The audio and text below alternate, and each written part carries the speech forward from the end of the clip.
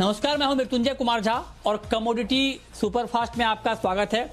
सबसे पहले आपको बताते हैं कि इस वक्त की 5 महत्वपूर्ण खबरें कौन कौन सी हैं। तो पहली खबर यह है कि गोल्ड का भाव एक बार फिर से 51,000 रुपए के ऊपर आता हुआ दिख रहा है और दिन के निचले स्तर से करीब 300 रुपए तक की रिकवरी आई है गोल्ड में। अंतर्राष्ट्रीय बाजार में सोने का भाव $1930 प्रति औंस के करीब है।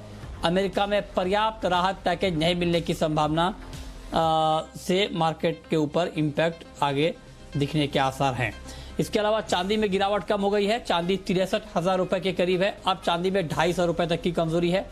शुरुआती कारोबार में 900 रुपए तक दाम गिर गए थे और अंतर्राष्ट्रीय बाजार में चांदी का भाव $25 के ऊपर ट्रेड कर रहा है।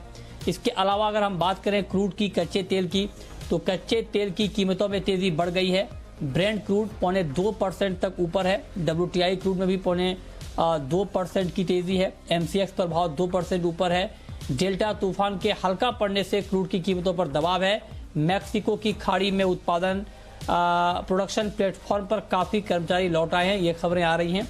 इसके अलावा नेचुरल गैस में प्रॉफिट बुकिंग है। कल की जोरदार तेजी के बाद नेचुरल गैस में बिकवाली है। MCX पर भाव 208 रुपए के नीचे है। वायदा में भाव करीब 2.5% तक टूटा है और कल करीब 7% का उछाल दिखा था। इसके अलावा चना वायदा में जोरदार गिरावट है और बड़ी तेजी के बाद जबरदस्त गिरावट आई है और चना वायदा इस वक्त अगर आप देखें तो नवंबर का वायदा करीब 4% टूट चुका है। 2% की भारी गिरावट के साथ 200 रुपए से ज्यादा की गिरावट के साथ इस वक्त चने में ट्रेड हो रहा है। 5350 रुपए के स्तर पर चने का भाव पहुंच चुका है। तो ये हम आपको मार्केट में अलग अलग हलचल बता रहे हैं कि किस कमोडिटी में किस तरह का एक्शन है। तो ये 5 खबरें, लेकिन इन 5 खबरों के बाद अब हम बात करते हैं 5 ट्रेडिंग कॉल्स की और ये बताने के लिए हमारे साथ तरुणसत्संगी.com के तरुण सत्संगी जुड़े हैं। तरुण जी, बहुत बहुत स्वागत है आपका। गोल्ड से हम शुरुआत कर लेते हैं। गोल्ड में क्या लगता है आपको, क्या गोल्ड में अभी कमजोरी थोड़ी और बढ़ने की संभावना है, क्या कहेंगे आप? हाय मृत्युंजय जी, रेजिस्टेंस पर है। MCX के अंदर 51,000 से 51,200 काफी स्ट्रॉन्ग रेजिस्टेंस जोन है। जब तक इसके ऊपर क्लोज नहीं होगा, फर्दर जो रिकवरी हमने रिसेंटली देखी थी उसको कंटिन्यू होते हुए हम नहीं देखेंगे। मैं रेजिस्टेंस पे सेल करना प्रेफर करूंगा। 51,150 काफी स्मॉलर स्टॉप लॉस रहेगा। 51,250 का अगर इसके ऊपर प्राइस नहीं जाएंगे तो मुझे ऐसा लगता है 400 से 500 रुपए का करेक्शन हो सकता है।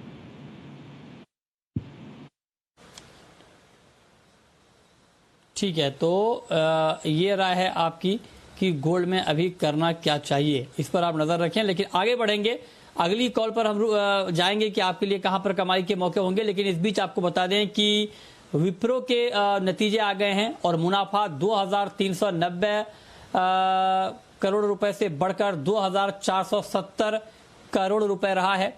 और आपको बता दें कि जो शेयर बायबैक को बोर्ड की मंजूरी मिली है, 9,500 करोड़ के शेयर बायबैक को बोर्ड की मंजूरी मिली है और 400 रुपए प्रति शेयर के भाव पर बायबैक को मंजूरी मिली है। इस वक्त की ताजा और बड़ी खबर आप देख पा रहे हैं, विप्रो के नतीजे आ गए हैं। आय अगर हम यहां पर देखें तो 14,923 करोड़ रुपए से बढ़कर 15,110 करोड़ रुपए रही है। तो हम आपको अलग अलग आंकड़े विप्रो के नतीजे के बता रहे हैं। इस वक्त आप देख पा रहे हैं अपनी स्क्रीन पर, मुनाफा बढ़ा है, आय बढ़ी है और 9,500 करोड़ रुपए के शेयर बायबैक को बोर्ड ने मंजूरी दी है। जी हाँ, इस वक्त की एक महत्वपूर्ण खबर आप देख पा रहे हैं, 400 रुपए प्रति शेयर के भाव पर ये बायबैक होगा। इसकी मंजूरी बोर्ड की तरफ से मिली है। तो हम आपको पल पल का अपडेट दे रहे हैं। और आज जो है विप्रो करीब आधा फीसदी गिरकर बंद हुआ है, 375 के करीब। और बाजार बंद होने के बाद ये नतीजे आप देख पा रहे हैं अपनी स्क्रीन पर। आय में बढ़ोतरी हुई है, 15,110 करोड़ रुपए की आय है और मुनाफा 2,390 करोड़ रुपए से बढ़कर 2,470 करोड़ रुपए रहा है। और बड़ी बात यह है कि बोर्ड ने 9,500 करोड़ के शेयर बायबैक को मंजूरी दी है। 400 रुपए प्रति शेयर के भाव पर यह बायबैक होगा।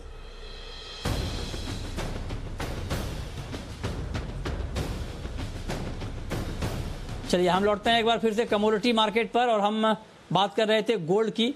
और गोल्ड में जैसा कि अभी तरुण जी बता रहे थे कि आपको करना क्या है, तो गोल्ड में उनका मानना है कि बेच कर चलें। तरुण जी, क्या क्रूड में भी अभी शॉर्ट करके चलना ही ठीक रहेगा? या सर्टेनली जिस तरीके से आपने अभी बताया कि हरिकेन ओवर हुआ है, प्रोडक्शन फिर से रिज्यूम कर रहा है गल्फ ऑफ मेक्सिको के अंदर। लिबियन प्रोडक्शन फर्दर हमने देखा है कि लास्ट 2 वीक से राइजिंग ट्रेंड पर है और आने वाले 2 वीक्स के अंदर करंट लेवल से डबल हो जाएगा। Simultaneously demand concern is there. Demand जितनी उम्मीद कर रहे थे उस हिसाब से निकल कर नहीं आएगी रेस्ट ऑफ 2020 में, और 2021 का आउटलुक भी अनसर्टेन लगता है कोविड के चलते हुए। तो मुझे ऐसा लगता है कि क्रूड में 2990 के आसपास शॉर्ट करना चाहिए। 3030 के ऊपर का स्टॉप लॉस मेंटेन करें। आज या कल के अंदर ऑयल के प्राइस 2880 तक डाउन साइड में देखने को मिल सकते हैं। ओके, ठीक है। इसके अलावा तरुण जी, नेचुरल गैस में आज क्या ट्रेड आप देख रहे हैं, क्या करना चाहिए वहां? दो काफ़ी रनअप आ चुका है। स्टिल मुझे ऐसा लगता है जब तक कि 195 के नीचे डेली बेसिस पे क्लोज़ नहीं देगा, फर्दर रनअप देखा जा सकता है। क्योंकि डिमांड फोरकास्ट में देखा है रेस्ट ऑफ अक्टूबर के लिए कूलर देन नॉर्मल है, और जो अर्लियर फोरकास्ट था उससे भी लोअर रिवाइज़ किया गया, जिसके कारण से हीटिंग का डिमांड काफ़ी बढ़कर आएगा यूएस के अंदर। मैं 201 के आसपास बाय करना प्रेफ़र करूँगा। स्टॉप लॉस रहेगा इसका 195 बिलो, एंड मुझे ऐसा लगता है 215 218 ये काउंटर आने वाले 1-2 दिन के अंदर देखा जा सकता है। ठीक है। कॉपर में आपको लगता है कि अभी बेच कर चलना चाहिए, शॉर्ट करना चाहिए? ये कमोडिटी जैसा कि मैंने couple of times back in the shows भी कहा हुआ है कि नैरो हो चुका है, काफ़ी शॉर्टर रेंज में जा चुका है। 530 के ऊपर सस्टेन नहीं कर पा रहा है, साइमल्टेनियसली 500 के नीचे डाउन साइड पर सस्टेन नहीं कर पा रहा है, क्योंकि 530 टेस्ट करने के बाद में प्राइजेस फिर से नीचे आना चालू किए हैं। मुझे ऐसा लगता है कि इन रेंज अगर एक्टिविटी रहती है तो फर्दर प्राइस करेक्ट कर सकते हैं। 529 पर शॉर्ट किया जा सकता है। 533 के ऊपर का स्टॉप लॉस मेंटेन करें। डाउन साइड टारगेट रहेगा 518 का। ठीक है, तो ये राय है आपकी कॉपर पर। जिंक में भी आपको लगता है कि अभी शॉर्ट करके ही चलना ठीक है, बेचना चाहिए जिंक? या सर्टेनली देखिए, मोस्ट ऑफ बेस मेटल्स हैं लास्ट अगर हम देखें 1 मंथ से काफ़ी साइडवेज ट्रेड कर रहे हैं। जिंक की भी बात करें तो 185 से 201 का एक रेंज बना हुआ है, जिसके अंदर प्राइस एक्टिविटी काफ़ी हफ्तों से हो रही है। जब तक कि 201 के ऊपर क्लोज नहीं देगा, आई थिंक फर्दर अपलेग देखने को नहीं मिलेगा इस काउंटर के अंदर। कंसीडरिंग दिस, मैं 198 199 पर शॉर्ट करना प्रेफर करूंगा। 201 के ऊपर का स्टॉप लॉस मेंटेन करें, एंड मुझे ऐसा लगता है वंस अगेन 190 टू 193 तक जिंक के प्राइस आ सकते हैं। जी, तो ये 5 कॉल आपके लिए जहां पर आप ट्रेड ले सकते हैं, लेकिन जो भी आप ट्रेड लें स्टॉप लॉस जरूर लगाएं। चलिए आगे बढ़ते हैं। और इस वक्त हमने आपको बताया कि आपके लिए कहां पर ट्रेड करने का मौका बनेगा, लेकिन तरुण जी, चांदी पर क्या व्यू है आपका? गोल्ड में तो आपने बताया कि बेच कर चलें, शॉर्ट करके चलें, सिल्वर में क्या किया जाए? देखिए, दोनों काउंटर रेजिस्टेंस पर है और दोनों काउंटर क्योंकि मेक और ब्रेक पॉइंट पर है, इसी वजह से मैंने एक काउंटर में कॉल लेना प्रेफर किया। सिल्वर के केस में भी सेम गोल्ड की तरह व्यू है। जब तक कि $25 के ऊपर कॉमेक्स में क्लोज नहीं देगा, फर्दर अप रैली देखने को नहीं मिलेगी। एंड डोमेस्टिक काउंटर में भी मुझे ऐसा लगता है कि जब तक कि ये 63,500 के ऊपर क्लोज नहीं देगा, सस्टेन नहीं करेगा, तब तक फर्दर रैली देखने को नहीं मिलेगी। तो मैं सिल्वर में मुझे ऐसा लगता है ये लेवल अगर ब्रेक नहीं होते हैं तो लाइक गोल्ड इसके अंदर भी करेक्शन आ सकता है। वंस अगेन प्राइसेस 61,000 से 60,000 तक आ सकते हैं। ठीक है, चलिए अब शुरू करते हैं सवाल जवाब। पहला सवाल है राज का, मध्य प्रदेश से हमारे साथ जुड़ रहे हैं। पूछिए राज। राज पूछिए। हाँ सर, 149 50 पैसे से लेट सेल कर रखी है मैंने सर, क्या होल्ड करना चाहिए या नहीं? अच्छा, लेड में आपने सेल किया है, शॉर्ट किया है। बताइए तरुण जी, शॉर्ट में बने रहना चाहिए अभी लेड में? या सर्टेनली मुझे ऐसा लगता है थोड़ा प्रॉफिट बुकिंग बेस मेटल के अंदर आज देखा जा रहा है और वो हो सकता है कंटिन्यू करेगा। साइमल्टेनियसली ये भी काउंटर एक साइडवेज रेंज में है, 154 के ऊपर नहीं जा रहा है, 140 के नीचे नहीं जा रहा है। आई थिंक इनको होल्ड करना चाहिए और ऊपर की तरफ 152 के आसपास आता है तो फर्दर एवरेज कर सकते हैं 154 के स्टॉप लॉस के साथ। नीचे 145 के आसपास जब मिले तो उसमें प्रॉफिट बुक कर लेना चाहिए।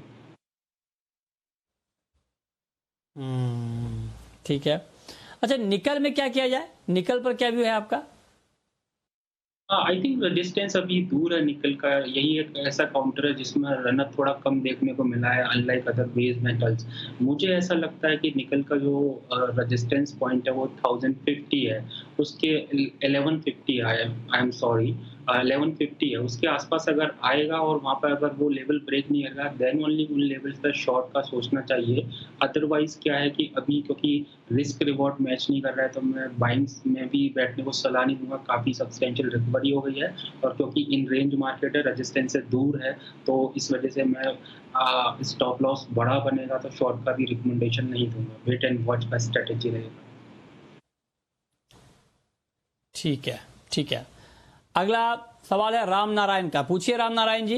हाँ सर, ग्वार और चने पर पूछना है। ग्वार और चने पर बताइए तरुण जी। आई थिंक अभी भी मुझे ऐसा लगता है कि थोड़ा सा और अपसाइड देखा जा सकता है ग्वार के अंदर एंड इवन चने के अंदर भी है ना, काफ़ी अच्छा रैली हमने देखा है, वो कंटिन्यू करेगा। ग्वार जब तक कि 3900 के नीचे क्लोज नहीं देगा ऊपर की तरफ मुझे ऐसा लगता है कि 4200 4250 तक आ सकता है। चना क्योंकि ओवर प्राइस हो चुका है लेकिन स्टिल मुझे ऐसा लगता है कि इसमें अभी 2 से 3% का रैली अपसाइड में देखने को मिल सकता है।